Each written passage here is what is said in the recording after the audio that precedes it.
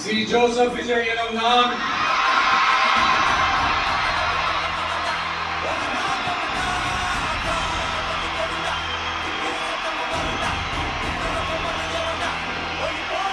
சட்டப்படி அமைக்கப்பெற்ற இந்திய அரசியல் அமைப்பின்பால் உண்மையான நம்பிக்கையும் மாறா பற்றும் கொண்டிருப்பேன் என்றும்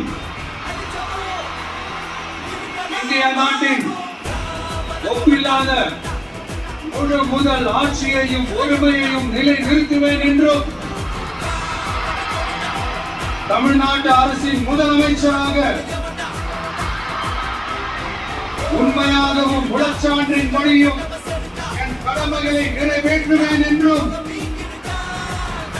அரசியல் அமைப்பிற்கும் சட்டத்திற்கும் இணங்க அச்சமும் விடுதலை சார்பும் இன்றி விருப்பு வெறுப்பை விலக்கி பலதரப்பட்ட மக்கள் அனைவருக்கும் நேர்மையானதை செய்வேன் என்றும் ஆண்டவன் மீது ஆணையிட்டு உறுதிமொழிகிறேன்.